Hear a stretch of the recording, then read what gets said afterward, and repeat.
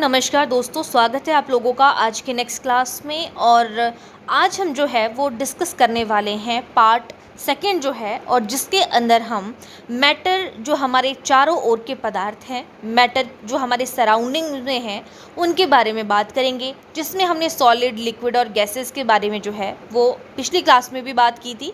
और जैसे कि मैंने आप लोगों को कहा भी था कि आप लोगों ने बता देना है कि आपको किस तरीके से जो है वो क्लास चाहिए, डिटेल में चाहिए, या आप जो है सिर्फ क्वेश्चन को जो है वो चाहते हो।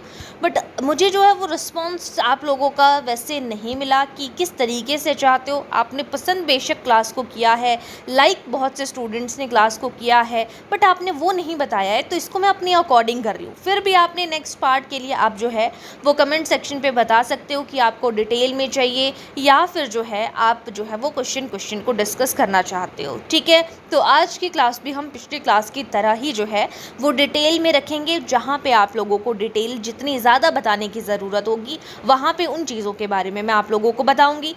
ठीक है, तो जिसने इससे पिछला पार्ट जो है वो पार्ट फर्स्ट नहीं देखा है, या इसके अलावा बहुत सी चीज़ें हमने जो है वो पिछले क्लासेस में कवर की हैं, तो उसकी जो है वो प्लेलिस्ट मैं यहाँ पे डिस्क्रिप्शन बॉक्स में जो है वो लिंक जो है वो आप लोगों को दे दूँगी। या उसके अलावा आप प्लेलिस्ट सेक्शन पे जा सकते हो, वहाँ पे आपको साइंस की जेबीटी कमीशन जिन्होंने देना है, पटवारी का एग्ज़ाम जिन्होंने देना है, उनके लिए जो है वो वहाँ पे प्लेलिस्ट साइंस की बनी हुई है। ठीक है, उसके अलावा जेबीटी स्टूडेंट के लिए साइकोलॉजी की प्लेलिस्ट आपको मिल जाएगी। पूरा सिलेबस जितना दिया हुआ है वो सारा हमने कवर किया है, और मॉडर्न हिस्ट्री भी आपको वहाँ पे देखने को मिल जाएगी। ठीक है, तो चलिए बिना टाइम वेस्ट किए हम आज की क्लास को करते हैं स्टार्ट। जैसे कि मैंने कहा कि आज का जो है रहेगा हमारा पार्ट सेकेंड। ठीक है, पार्ट सेकेंड का हमारा आज का पहला क्वेश्चन हम देखने जा रहे हैं। तो क्वेश्चन 51 हमारा क्या कहता है? The smallest particle of an element that takes part in chemical reaction is, यानी कि बोला जा रहा है तत्व का जो छोटा कण है, सबसे छोटा कण, कोई भी तत्व है, कोई भी एलिमेंट है। एलिमेंट के बारे में मैं आपको पिछली क्लास में बता चुकी हूँ। ठीक है, तो यहाँ पे बोला जा रहा है कि तत्व का जो सबसे छोटा, एलिमेंट का भी सबसे छोटा कण जो कि केमिकल रिएक्शन में, रासायनिक अभिक्रिया में भाग लेता है, वो कौन है? मॉलिक्यूल है, एटम है, आयन है, इलेक्ट्रॉन है। तो करेक्ट आंसर हो जाएगा यहाँ पे option number B correct answer है, यानी कि एटम, जिसे हम परमाणु कहते हैं। तो ध्यान दीजिएगा, यह किसी भी रासायनिक तत्व या पदार्थ की, कोई भी है आपके पास रासायनिक तत्व, जिसको मैंने कहा केमिकल एलिमेंट, कोई भी है, कोई भी मैटर है, उसकी सबसे सूक्ष्मतम इकाई जो होती है उसी को क्या कहा जाता है? एटम। दुनिया की कोई भी चीज़ है, चाहे वो सॉलिड है, चाहे वो लिक्विड है, चाहे वो गैस है, वो सभी जो है वो परमाणुओं से ही मिलकर बनी हुई है, एटम से ही मिलकर बनी हुई है। ठीक है, अब जो ये एटम है ये तीन मुख्य प्रकार के कणों से मिलकर बना है, तीन कणों से मिलकर बना है, जिसमें हमारे पास आ जाता है, पहला आ जाता है प्रोटॉन, दूसरा आता है न्यूट्रॉन, और तीसरा आता है इलेक्ट्रॉन। ठीक है, तो ये तीन परमाणु मुख्यतः तीन कणों से मिलकर बना है। जो प्रोटॉन होता है, प्रोटॉन पर कैसा चार्ज होता है? पॉजिटिव चार्ज होता है। जो न्यूट्रॉन है इसमें कोई चार्ज नहीं होता है, बिना आवेश वाले, यानी कि इसको हम क्या कहेंगे? न्यूट्रल कहेंगे न्यूट्रॉन को। और जो इलेक्ट्रॉन है इस पे कैसा चार्ज है? ऋणात्मक या नेगेटिव आवेश वाले कण होते हैं, जो कि कहाँ पे, जो नाभिक होता है, न्यूक्लियस होता है ना यहाँ पे, जिसमें प्रोटॉन और न्यूट्रॉन होते हैं, उसके चारों ओर जो है ये चक्कर लगाते हैं इलेक्ट्रॉन। ठीक है, ये चीज़ आपको पता होनी चाहिए। अगर बोला जाए एक अणु होता है, एक परमाणु होता है, यानी कि एक मॉलिक्यूल है जो आप यहाँ पे देख रहे हो, एक एटम है, दोनों के बीच का डिफरेंस पता होना चाहिए। तो जो एलिमेंट होता है, एलिमेंट का सबसे छोटा कण जो है वो क्या कहलाता है? हमारा एटम कहलाता है। वहीं पर अगर मॉलिक्यूल की बात करें तो दो या दो से अधिक परमाणुओं के आपस में जुड़ने से हमारा अणु बनता है। ठीक है, इतनी चीज़ आपने ध्यान रखनी है, ये आंसर इसका है। लेकिन यहाँ पे मॉलिक्यूल का डिफरेंस मैं आपको बता रही हूँ। जब एटम जो है, एटम में हमने देखा कि इलेक्ट्रॉन, प्रोटॉन, न्यूट्रॉन है, सबसे छोटा जो तत्व का सबसे छोटा कण है उसको हमने एटम बोला। लेकिन जब दो एटम जो है आपस में जुड़ते हैं तो उन दो एटम से मिलकर जो है वो मॉलिक्यूल बनता है। जैसे कि ऑक्सीजन का अणु होता है ना, तो ऑक्सीजन का अणु में क्या है हमारे पास? O2। ऑक्सीजन को हम O2 लिखते हैं ना, तो दो ऑक्सीजन परमाणुओं से मिलकर बनता है यहाँ पे। ठीक है, तो परमाणु क्या, अणु क्या हुआ? जो दो या दो से अधिक परमाणुओं के आपस से जुड़ने से बनता है, तो वो होता है हमारा अणु। तो ऑक्सीजन का अणु यहाँ पे मैंने आपको बता दिया, ये जो है वो ऑक्सीजन के दो ऑक्सीजन परमाणुओं से मिलकर बना हुआ है। ठीक है, तो ये डिफरेंस होता है परमाणु और अणु में। ठीक है, चलिए आगे चलते हैं नेक्स्ट क्वेश्चन में। आयंस और इलेक्ट्रॉन्स तो आपने देखा ही है। अब यहाँ पे बोला जा रहा है जल का आणविक द्रव्यमान, the molecular mass of water. Molecular mass क्या होता है वाटर का, ये कैसे निकाला जाता है। सबसे पहले तो आपको H2O का फॉर्मूला पता होना चाहिए। तो ये हमारे पास यहाँ पे जो वाटर है, वाटर का फॉर्मूला हमें पता है, केमिकल जो है किस तरीके से इसको लिखते हैं, केमिकल फॉर्मूला। यहाँ पे देखिए कैसे हम जो है वो मॉलिक्यूलर मास जो है आणविक द्रव्यमान किसी चीज़ का कैलकुलेट करते हैं। तो यहाँ पे हाइड्रोजन का एटॉमिक नंबर कितना होता है, हाइड्रोजन का जो एटॉमिक नंबर है वो 1 होता है। कितनी हाइड्रोजन है यहाँ पे 2, तो हम इसको क्या करेंगे 2 × 1। यहाँ पे जितनी यहाँ पे नीचे 2 लिखा हुआ है उसको हम हाइड्रोजन के एटॉमिक नंबर से मल्टीप्लाई कर देंगे, फिर उसमें प्लस कर देंगे जो ऑक्सीजन है ना, यहाँ पे ऑक्सीजन का यहाँ पे एक ऑक्सीजन एटम है जिसका मास कितना है, तो यहाँ पे इसका मास जो होता है ना 15.999 होता है, लेकिन हम इसको अप्रॉक्स कितना लिख लेते हैं, इसको हम 16 लिखते हैं। तो 2 × 1 = 2 + 16 कितना हो जाएगा 18। तो इस तरीके से हमारे पास जो है वो 18 आ जाएगा टोटल मास। ठीक है, तो ध्यान रखिएगा, अगर यहाँ पे देखो ये जो मैंने यहाँ पे 1 बताया ना आपको, तो each atom has a mass of approximately, अगर हम बात करें हाइड्रोजन का तो वो भी 1.008 होता है। ठीक है, उसके जो एटम का मास है, हाइड्रोजन के एटम का मास वो 1.008 होता है, लेकिन अप्रॉक्सीमेट हम इसको भी कितना लेते हैं 2 लेते हैं, अप्रॉक्सीमेटली लिखा जाता है। इसीलिए यहाँ पे पॉइंट में चीज़ें नहीं है।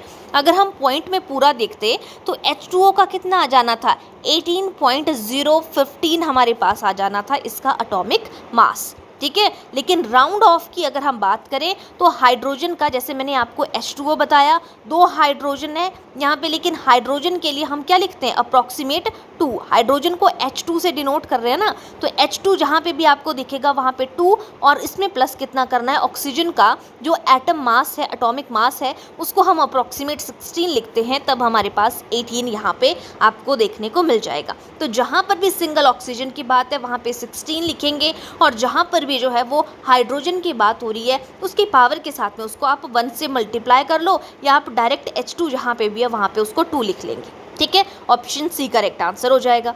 नेक्स्ट है द वैलेंसी ऑफ सोडियम। अब यही चीज़ जो है हमने पहले भी डिस्कस की थी कि जो सोडियम की वैलेंसी है कैसे हम चेक करेंगे। तो सबसे पहले आपको जो है इसका एटॉमिक नंबर पता होना चाहिए कि सोडियम का एटॉमिक नंबर क्या है। ठीक है, तो यहाँ पे जो इसका एटॉमिक नंबर है सोडियम का, सोडियम को डिनोट किससे करते हैं सबसे पहले वो आपको पता होना चाहिए। तो Na से हम जो है वो सोडियम को डिनोट करते हैं। ठीक है, Na को हम सोडियम को किससे डिनोट करते हैं, Na से, और कितना होता है 11। तो मैंने आपको क्या कहा था, इसकी इलेक्ट्रॉनिक कॉन्फ़िगरेशन आपको पता होनी चाहिए। तो इलेक्ट्रॉनिक कॉन्फ़िगरेशन कितनी है हमारे पास यहाँ पे 2 8 8। ठीक है, इस तरीके से हम बात करते हैं 2 8। तो यहाँ पे देखो, अगर इसको छोड़ दो अभी, यहाँ पे कितना हुआ 2 और 8 कितना हो गया 10। इसको कितने की ज़रूरत है आगे 1। ठीक है, तो ऑक्टेट पूरा करने के लिए तो इसको ज़्यादा एनर्जी की ज़रूरत पड़ जाएगी। मैंने आपको पिछली क्लास में भी इस चीज़ के बारे में बताया था कि ऑक्टेट पूरा करने की बात करें तो अगर थोड़ी सी कमी रह रही है ना, कोई चीज़ एक्स्ट्रा हो रही है या किसी चीज़ की जो है वो कमी रह रही है, तो उस चीज़ का आपने ध्यान रखना है, वो आपकी वैलेंसी के लिए इम्पॉर्टेंट है। तो यहाँ पे इसको अगर अपना ऑक्टेट पूरा करना है तो इसको बहुत सारे की ज़रूरत पड़ेगी यहाँ पे। ठीक है, तो यहाँ पे ये क्या करेगा, लूज़ कर देगा इस 1 को, और यही इसकी क्या कहलाएगी यहाँ पे वैलेंसी कहलाएगी। सोडियम की संयोजकता है यहाँ पे ऑप्शन नंबर 1, यानी कि 1 यहाँ पे करेक्ट आंसर हो जाएगा। ठीक है, नेक्स्ट क्वेश्चन पे चलते हैं। नेक्स्ट है the chemical formula of magnesium oxide. अब मैग्नीशियम को किससे लिखते हैं Mg से, और ऑक्साइड के लिए क्या लिखते हैं हम यहाँ पे O लिखते हैं। ठीक है, तो मैग्नीशियम ऑक्साइड हो जाएगा आपका option number C correct answer हो जाएगा। ठीक है, नेक्स्ट क्वेश्चन पे चलते हैं। तो the formula of carbon dioxide. तो कार्बन डाइऑक्साइड आपको पता है कार्बन C से डिनोट करते हैं, डाई यानी कि 2, ऑक्साइड यानी कि 2 ऑक्सीजन, तो इस तरीके से CO2 लिखा जाता है। ऑप्शन बी करेक्ट आंसर है। The negatively charged particle is. Negative ऋणावेशित कण है, तो किस में जो है वो नेगेटिव चार्ज होता है, प्रोटॉन में जो है वो पॉजिटिव चार्ज है, न्यूट्रॉन में कोई चार्ज नहीं है, ये न्यूट्रल होता है। इलेक्ट्रॉन में कैसा चार्ज है, नेगेटिव है, ऑप्शन नंबर सी। और जो न्यूक्लियस है इसमें पॉजिटिव ये जो है वो वहाँ पे होता है, इसमें प्रोटॉन और न्यूट्रॉन प्रेजेंट होते हैं न्यूक्लियस में, लेकिन ये धनायन से आवेशित होता है। ऑप्शन यहाँ पे सी करेक्ट आंसर हो जाएगा इस क्वेश्चन का आंसर। नेक्स्ट है the positive charge particle is, positive charge particle है हमारा यहाँ पे प्रोटॉन जो है वो करेक्ट आंसर हो जाएगा, ऑप्शन नंबर सी। अभी मैंने इस चीज़ के बारे में आपको बताया। The subatomic particle has no charge, ऐसा सब अटोमिक पार्टिकल जिसमें कोई भी आवेश नहीं होता है तो वो न्यूट्रॉन होता है, ये न्यूट्रल होता है, ऑप्शन सी करेक्ट आंसर हो जाएगा। नेक्स्ट क्वेश्चन है electrons revolves around the nucleus, जो इलेक्ट्रॉन है वो नाभिक के चारों ओर घूमते हैं, तो चारों ओर घूमते हैं किसके, सेल्स हैं, शेल्स जो सेल्स यानी कि कोशिकाओं की, या फिर शेल्स में घूमते हैं यानी कि कोशों में घूमते हैं, लेयर्स ऑफ लिक्विड है, या फिर जो है वो वेव्स। तो हमने कहा कि इलेक्ट्रॉन नाभिक के चारों ओर घूमते हैं, तो वो चारों ओर उनके शेल में घूमते हैं, कोश में घूमते हैं, जैसे के शेल है ना, एम शेल है, तो वो शेल है यानी कि कोश है, ऑप्शन बी करेक्ट आंसर है। नेक्स्ट क्वेश्चन है the maximum number of electron इन के शेल, जो के कोश में अधिकतम इलेक्ट्रॉनों की संख्या कितनी होती है, 2 होती है, 8 होती है, 18 होती है, 32 होती है, ये आपसे क्वेश्चन पूछा गया। तो यहाँ पे करेक्ट आंसर हो जाएगा हमारा, के शेल की बात हो रही है ना, तो यहाँ पे option number first correct answer होगा, 2 होगा। तो देखो यहाँ पे थोड़ा सा इस कॉन्सेप्ट को समझ लेते हैं। जब भी जो है वो कोशों में इलेक्ट्रॉन्स की बात हो रही है तो आपके पास एक होता है के शेल, ठीक है, एक है M shell, L shell sorry, एक है एम शेल और एक है N shell, K L M N, ठीक है। तो ये तो हुए हमारे पास 4 कोश, ठीक है। अगर इनके क्वांटम नंबर की बात की जाए, Q N means quantum number, तो के का क्वांटम नंबर 1, एल का 2, एम का 3 और एन का 4 क्वांटम नंबर, ठीक है। वहीं पर अगर हम बात करें जो मैक्सिमम इलेक्ट्रॉन कैपेसिटी है, ठीक है, मैक्सिमम इलेक्ट्रॉन कैपेसिटी की अगर हम बात करें, MEC मीन्स मैक्सिमम इलेक्ट्रॉन की कैपेसिटी, कितने मैक्सिमम इलेक्ट्रॉन यहाँ पे आ सकते हैं, तो के शेल में आ जाएंगे 2, ठीक है। और वहीं पर एल शेल की अगर हम बात करें तो उसमें 8 आते हैं, मैक्सिमम 8 होने चाहिए, और एम शेल में जो है वो 18 होने चाहिए, और जो एन शेल है इसमें 32 होने चाहिए, ठीक है।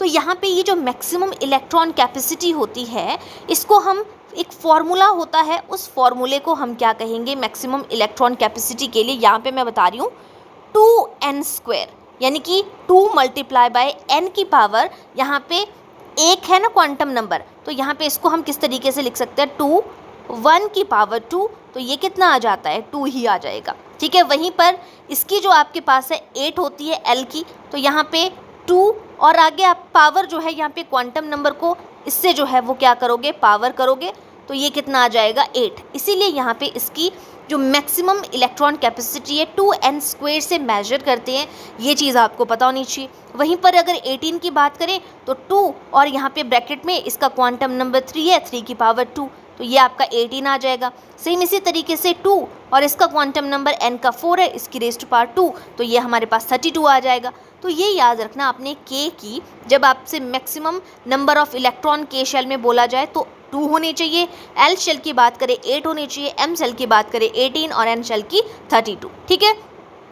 जो के शेल है वो क्लोजेस्ट टू द न्यूक्लियस होता है, लोएस्ट एनर्जी स्टेट होती है, ठीक है। और एल शेल की अगर बात करें, higher energy and further from the nucleus than K, यानी कि के से थोड़ी दूरी पर होता है, ठीक है।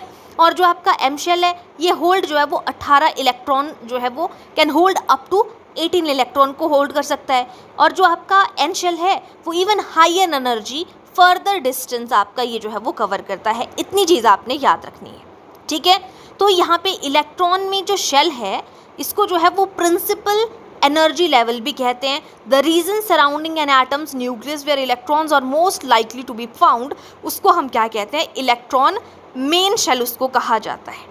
क्लियर हो गया यहाँ पे। तो मैंने आपको यहाँ पर बता दिया जो इसका क्वांटम नंबर है 1 2 3, किसका क्वांटम नंबर क्या है और इसकी जो मैक्सिमम कैपेसिटी है वो आप कैसे काउंट करते हो वो भी आपने देख ली। तो यहीं पर अगर आपसे क्वेश्चन पूछा जाता कि आपका जो के है तो कितने हैं, 2 हैं, तो यहाँ पे उसके अलावा K के अलावा हमने कहा L में कितने जो है वो मैक्सिमम इलेक्ट्रॉन कैपेसिटी है 8, M की कितनी है तो वो 18 हो जाएगी और N की कितनी है 32। तो आपको चारों के चारों क्वेश्चन यहाँ पे क्लियर हो गए होंगे। चलिए नेक्स्ट क्वेश्चन पे चलते हैं। The electron configuration of oxygen, तो ऑक्सीजन का एटॉमिक नंबर बताया हुआ है हमारे पास कि 18 इसका एटॉमिक नंबर है। इसकी कॉन्फ़िगरेशन कैसे निकाली जाएगी, तो यहाँ पे कितनी हो जाएगी 2 और उसके अलावा जो है 8 पूरा करना है ना, तो 2 आगे कितने की ज़रूरत है। ऑक्टेट की हमने कहा कि 2 8 18 32 इस तरीके से हमने कहा, तो यहाँ पे 2 हो गया और 2 के बाद अगर मैं 8 कर दूँ तो वो 10 हो जाएगा, वो नहीं होगा तो यहाँ पे कितना करना पड़ेगा 6। तो option number A correct answer हो जाएगा यहाँ पे कि ऑक्सीजन की जो कॉन्फ़िगरेशन है तो पहले तो हमारे पास 2 आएंगे, फिर उसके बाद जो है हमें 8 पूरा करना है तो दूसरे में कितने आएंगे 6 आएंगे, तो ऑप्शन ए करेक्ट आंसर हो जाएगा। एटॉमिक नंबर ऑफ सोडियम, अभी मैंने थोड़ी देर पहले बताया था एटॉमिक नंबर सोडियम का कितना होता है 11 होता है, ऑप्शन बी करेक्ट आंसर है। नेक्स्ट है the mass number of an atom is always equal to, जब हम मास नंबर की बात करते हैं ये भी जो है हमने पिछली क्लास में पढ़ा था, जहाँ पर भी मास नंबर की बात आती है कि मास नंबर किसके इक्वल होता है तो वो हमेशा जो है वो यहाँ पे प्रोटॉन और जो न्यूट्रॉन है उसके इक्वल होता है। जितने प्रोटॉन्स हैं जितने न्यूट्रॉन्स हैं वो उसका क्या होता है मास नंबर होता है, option number B correct answer हो जाएगा। नेक्स्ट क्वेश्चन है isotope of an element have same, जो आइसोटोप्स होते हैं, मैंने आइसोबार और आइसोटोप के बारे में डिफरेंस आपको लास्ट क्लास में बताया था। तो आइसोटोप क्या होता है जिनका एटॉमिक नंबर जो है वो सेम बोला जा रहा है, तो एटॉमिक नंबर सेम है लेकिन मास नंबर जो है वो डिफरेंट होता है, तो option number B correct answer हो जाएगा। ठीक है, वहीं पर अगर आपसे आइसोबार यहाँ पे पूछा होता ना तो आइसोबार में मास नंबर सेम होता है, एटॉमिक नंबर डिफरेंट होता है, उल्टा हो जाता है आइसोबार आइसोटोप का। ठीक है, नेक्स्ट क्वेश्चन है which isotope is used in the treatment of cancer, cancer के लिए कौन सा आइसोटोप जो है वो यूज़ किया जाता है, कार्बन 12, यूरेनियम 235 या कोबाल्ट या 60 या हाइड्रोजन 1। तो करेक्ट आंसर हो जाएगा यहाँ पे option number C correct answer है, जो कोबाल्ट 60 है वो यूज़ किया जाता है आपके, किसकी बात हो रही है कैंसर के लिए, option number C correct answer होगा। ठीक है, कोबाल्ट 60 ये जो है वो दिस रेडियो एक्टिव आइसोटोप, ध्यान रखना ये कैसा आइसोटोप है, इसको हम क्या कहेंगे रेडियो एक्टिव आइसोटोप, रेडियोधर्मी आइसोटोप इसको कहा जाता है। ये स्ट्रॉन्ग सोर्स है गामा रेज का, इसमें कैसी होती हैं गामा रेज होती हैं, तो हमने क्या कहा कि ये radioactive isotope is a source of gamma raise.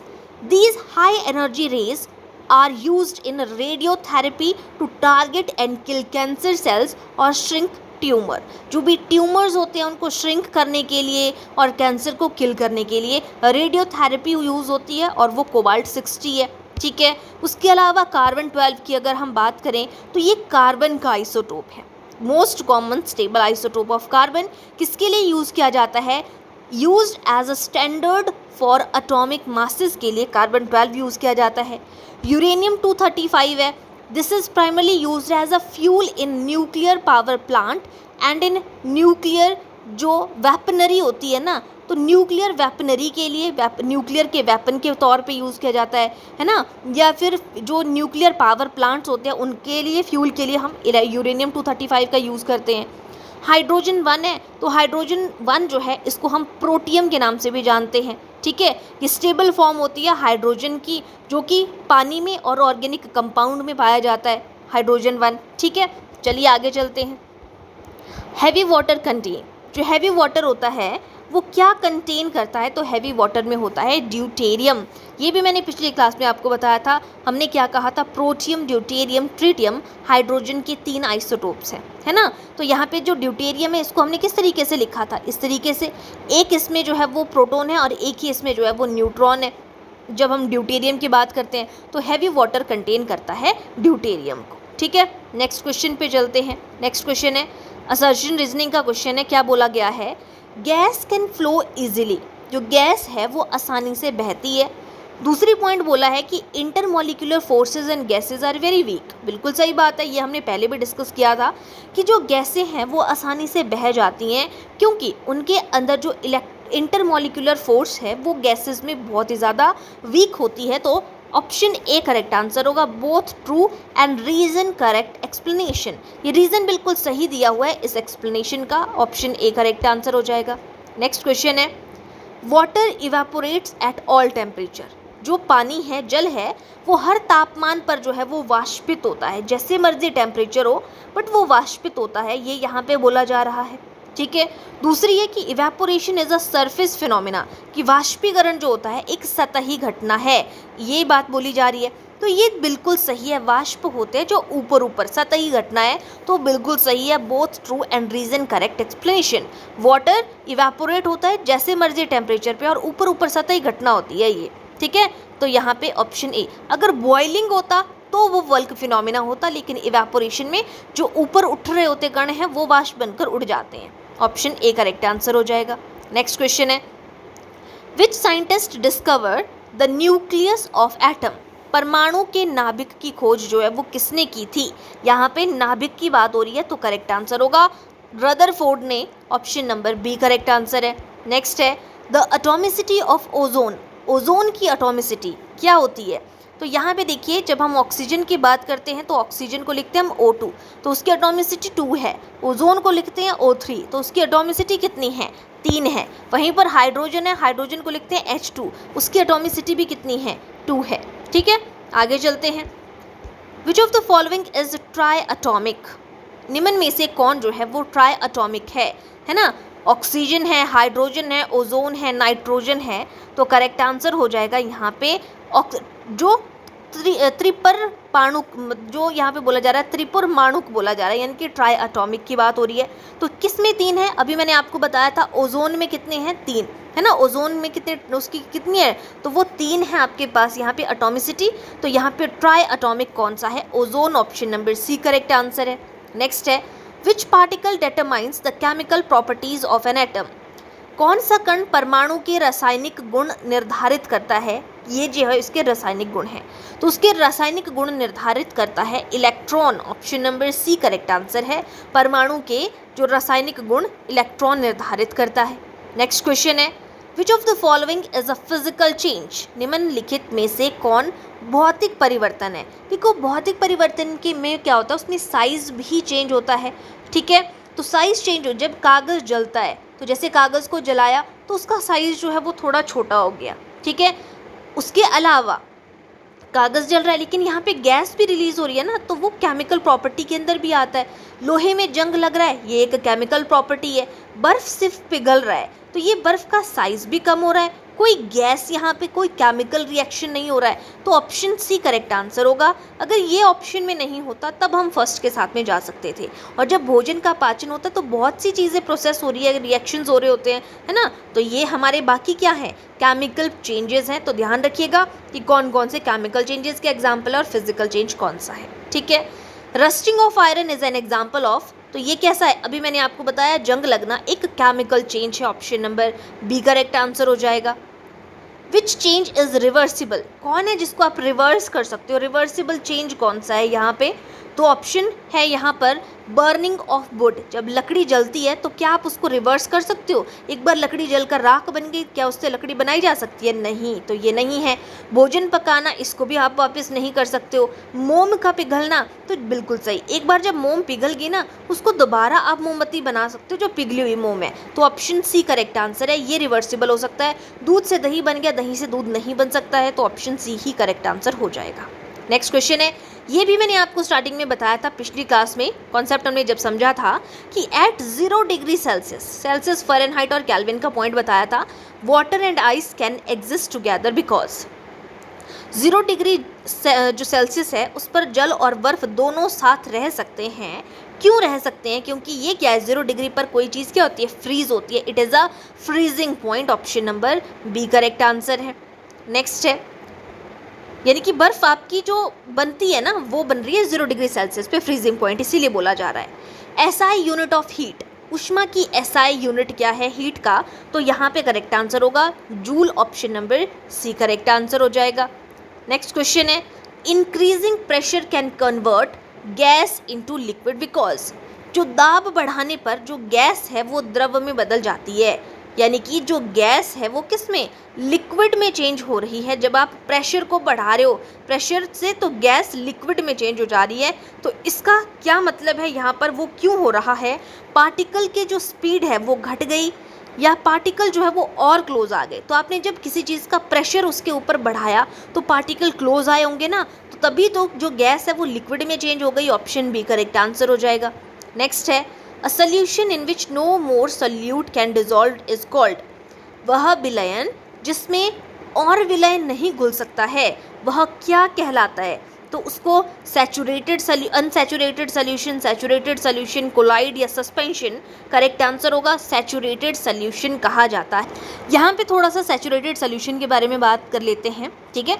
संतृप्त विलयन इसको हमने कहा, जिसमें किसी निश्चित तापमान पर एक डेफिनेट आपके पास कोई टेम्परेचर होता है और अधिक सोल्यूट पदार्थ नहीं घोला जा सकता है, ठीक है।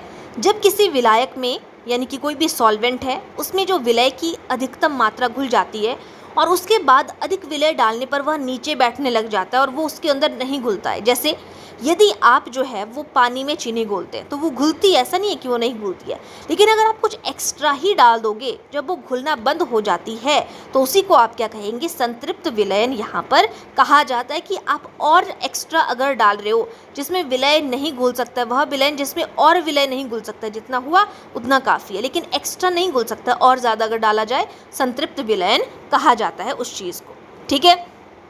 क्लियर हो गया होगा यहाँ तक। वहीं पर अगर हम अनसैचुरेटेड की बात करें तो वह विलयन जिसमें किसी निश्चित तापमान पर और अधिक विलय जिसमें घोला जा सकता है, जिसको घोल सकते हैं उसको अनसैचुरेटेड कहेंगे, और जिसमें और विलय नहीं घुल सकता है उसको सैचुरेटेड सोल्यूशन कहेंगे। क्लियर हो गया, यहाँ तक आप लोगों को अच्छे से समझ में आ जाना चाहिए। यानी कि जब किसी घोल में और अधिक पदार्थ घुलने की गुंजाइश रहती है उसको असंतृप्त विलयन कहा जाता है। ठीक, आगे चलते हैं। The substance that dissolve in a solution is called, विलयन में घुलने वाला जो पदार्थ होता है ना उसको क्या कहा जाता है। तो जिसको घोला जा रहा है ना, विलयन में घुल रहा है सॉल्वेंट में, उसको सोल्यूट कहा जाता है।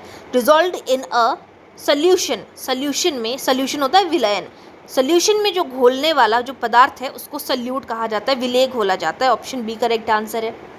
मेजर कंपोनेंट ऑफ एयर, तो एयर में जो मेजर कंपोनेंट है वो कौन सा है, तो नाइट्रोजन जो है वो सबसे ज़्यादा होती है एयर में 71%, तो ऑप्शन सी करेक्ट आंसर हो जाएगा 72%। Fog is an example of, जो फॉग होती है वो किसका एग्जाम्पल है, तो वो ट्रू सोल्यूशन है, सस्पेंशन है, कोलाइड है, कंपाउंड है।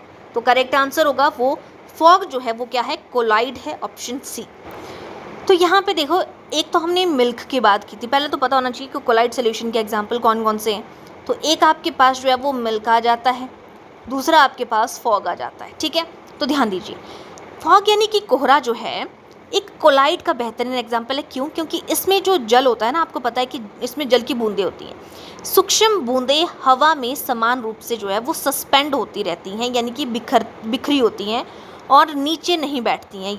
ये याद रखना आपने, ठीक है। अगर हम सिंपल बोले तो जो आपके पास सिंपल भाषा में इसको हम जो है वो एरोसोल कहा जाता है, जहाँ गैस परिक्षेपण माध्यम और द्रव परिक्षेपित प्रावस्था होती है। मतलब इसको डिस्पर्स्ड फेज और डिस्पर्जन मीडियम हम बोलते हैं।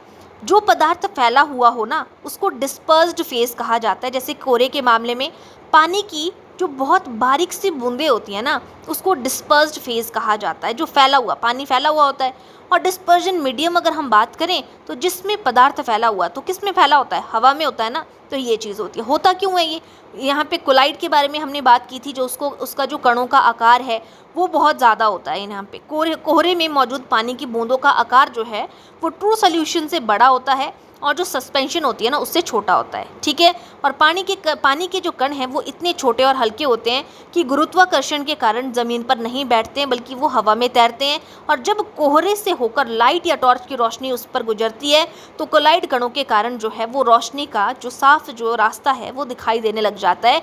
इस वजह से हम बात करते हैं कि कोलाइड विलयन में जो गैस और द्रव है, ये जो आपको चीज़ें यहाँ पे देखने को मिलती हैं कि वो एग्जाम्पल है कोलाइड सोल्यूशन का, ठीक है।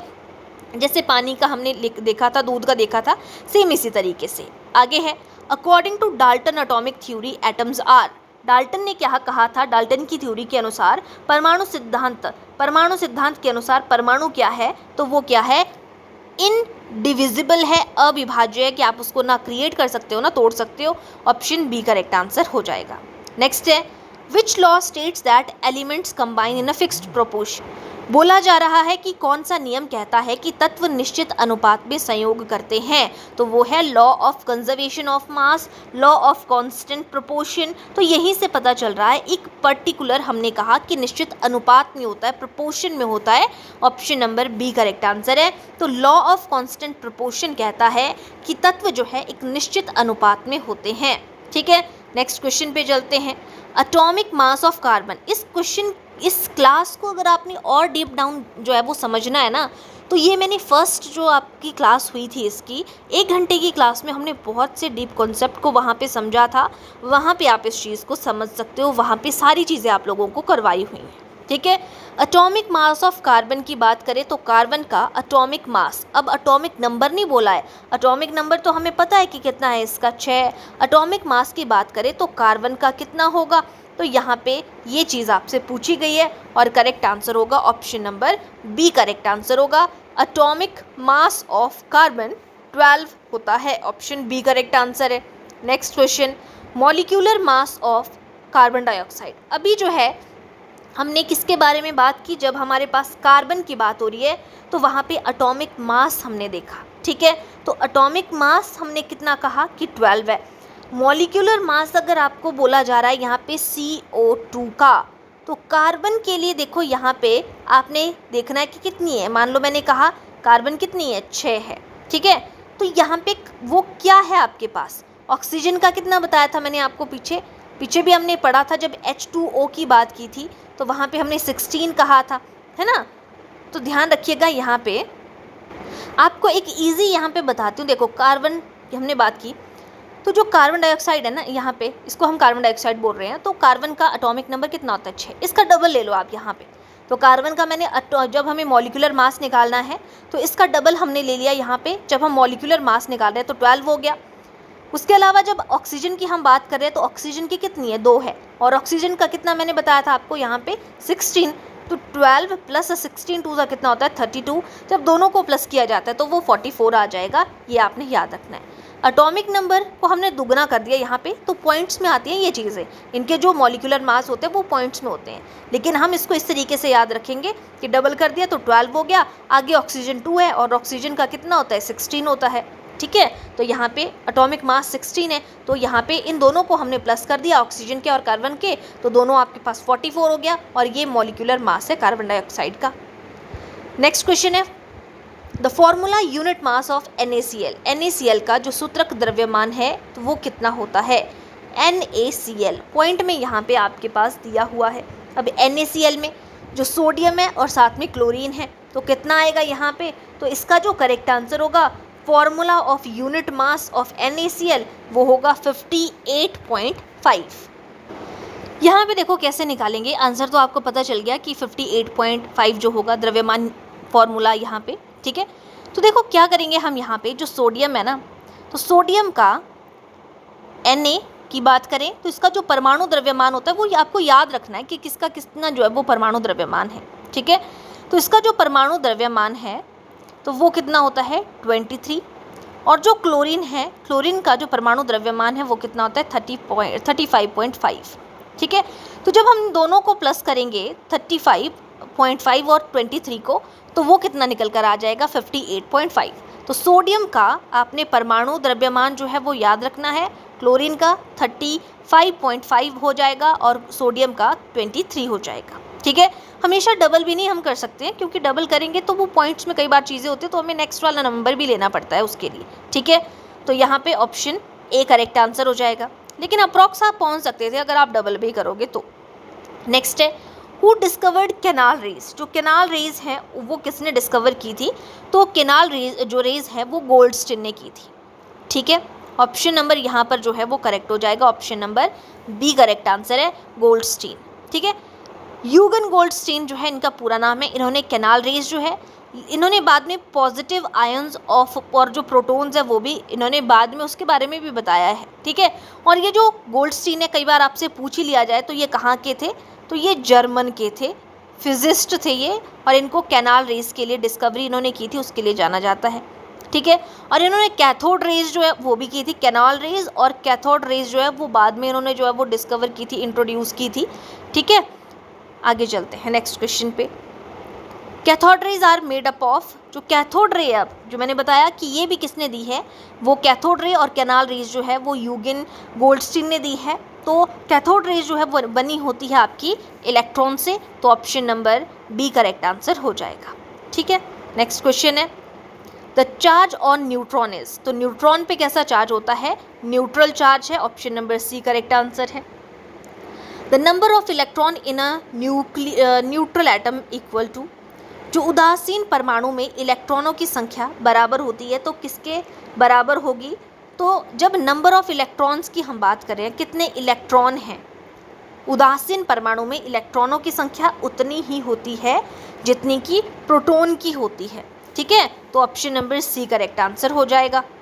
नेक्स्ट है Bohr model states that electrons revolve in, जो बोहर का मॉडल है उन्होंने क्या कहा कि इलेक्ट्रॉन घूमते हैं, तो वो एक अनियमित पाथ पर घूमते हैं या कुछ निश्चित कक्षाएं होती हैं, तो बिल्कुल ऑप्शन बी करेक्ट आंसर है।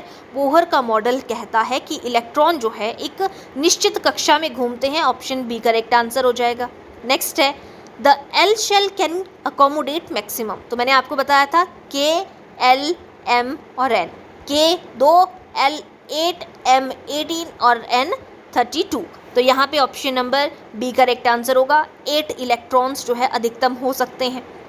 इलेक्ट्रॉन कॉन्फ़िगरेशन कितनी है सोडियम की, तो सोडियम का एटॉमिक नंबर 11 है, तो पहले तो 2 आ जाएंगे, उसके बाद 8 आ जाएंगे, 10 हो गए और एक कितना हो गया 11, तो option number A correct answer होगा electronic configuration. Valency of sodium, sodium की वैलेंसी कितनी है, तो सोडियम के वैलेंसी के लिए आपको एटॉमिक नंबर पता होना चाहिए, 11 है, तो 2 हो गया, 2 के बाद हमारे पास कितना हो गया 8, तो यहाँ पे कितने की, या तो थोड़ी सी की कमी या कोई चीज़ एक्स्ट्रा हो जाए, ऑक्टेट पूरा करने की हम बात करते हैं, उससे वैलेंसी निकाली जा सकती है। तो यहाँ पे 10 हो गए, कितना एक्स्ट्रा है यहाँ पे 1, कमी के लिए तो बहुत ज़्यादा की ज़रूरत है, तो ऑप्शन नंबर यहाँ पर करेक्ट हो जाएगा, ऑप्शन नंबर बी। सोडियम की जो संयोजकता है वो कितनी हो जाएगी, 1 होती है आपके पास वैलेंसी जो है वो सोडियम की। नेक्स्ट क्वेश्चन है ऑक्सीजन की वैलेंसी कितनी है, कैसे मेजर करेंगे, ऑक्सीजन का एटॉमिक नंबर कितना है 8, तो यहाँ पे जब हम उसकी जो है वो कॉन्फ़िगरेशन निकालते हैं तो वो कितना हो गया 2 और 6 कितना हो गया हमारे पास 8 हो गया, है ना।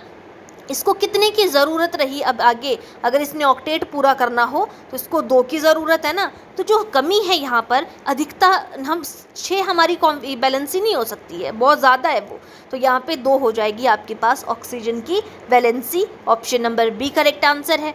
नेक्स्ट क्वेश्चन है which isotope is used as a fuel in nuclear reactor, ये मैंने आपको बताया था कि न्यूक्लियर रिएक्टर में ईंधन के रूप में जो है हम कौन सा समस्थानिक यूज़ करते हैं, तो यूरेनियम 235 जो है वो न्यूक्लियर रिएक्टर के समस्थानिक ईंधन के रूप में, आइसोटोप के रूप में जो है वो यूज़ किया जाता है, option number A correct answer है। ठीक है, नेक्स्ट क्वेश्चन है कार्बन 14 जो है इज़ यूज्ड फॉर, कार्बन 14 जो है वो किसके लिए यूज़ किया जाता है, कैंसर की ट्रीटमेंट के लिए हम कोबाल्ट 60 यूज़ करते हैं, डेटिंग फॉसिल के लिए यूज़ किया जाता है, ऑप्शन नंबर बी।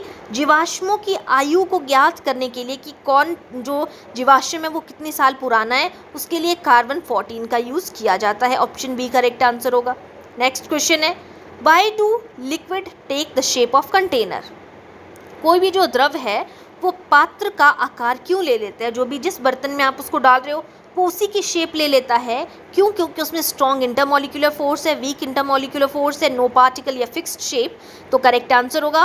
देखो जो सबसे ज़्यादा इंटरमॉलिक्यूलर फोर्स होती है वो होती है सॉलिड में, उसके बाद होती है लिक्विड में, फिर आती है आपके पास गैसेज में, फिर आती है प्लाज्मा में। ठीक है, तो यहाँ पे सबसे ज़्यादा इंटरमॉलिक्यूलर फोर्स है इसमें, तो यहाँ पे लिक्विड का पूछा है तो लिक्विड में भी आपके पास जो है वो कैसी होती है, यहाँ पे वो आपकी यहाँ पे वीक इंटरमॉलिक्यूलर फोर्स है, तो option number B correct answer हो जाएगा। नेक्स्ट क्वेश्चन है why are gases highly compressible, हमने क्या कहा कि गैसेज अत्यधिक संपीड्य होती है, कॉम्प्रेसिबल होती हैं, हाई डेंसिटी होती है, स्मॉल इंटरमॉलिक्यूलर स्पेस होता है, लार्ज इंटरमॉलिक्यूलर स्पेस होता है उनमें, या फिक्स्ड वॉल्यूम होता है। तो हमें पता है कि इंटरमॉलिक्यूलर स्पेस सबसे ज़्यादा जो है वो सॉलिड में है और जो आपकी गैसेज है उनमें बहुत कम है, ठीक है। लेकिन जो स्पेस है, स्पेस की बात हो रही है यहाँ पे, ठीक है, इंटरमॉलिक्यूलर स्पेस की बात हो रही है। ऊपर हमने किसके बारे में बात की थी, एक बार इसको देख लो, यहाँ पे फोर्स की बात हो रही थी, ठीक है, लेकिन यहाँ पे स्पेस की बात हो रही है।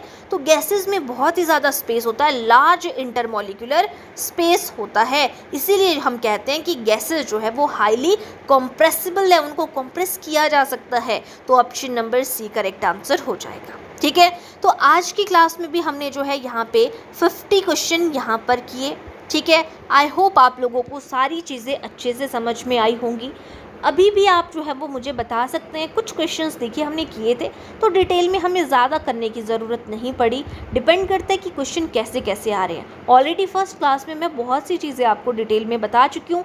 अगर आपको सारी की सारी ऑप्शंस जो उसी तरीके से डिटेल में करनी है तो इस क्लास को देखने के बाद जो है आप मुझे बता सकते हो, कमेंट सेक्शन पे आपने कमेंट करना है कि आपको फुल ऑन डिटेल पे जो है वो क्लासेस को डिस्कस करना है, या फिर जो है वो जिस तरीके से हमने आज की क्लास को डिस्कस किया उसी तरीके से आगे कंटिन्यू करना है, ठीक है। तो जिन्होंने पिछले क्लासेस को नहीं देखा है, इससे पिछला पार्ट 1 भी हमने देखा था, वो भी आपको मिल जाएगा प्लेलिस्ट में।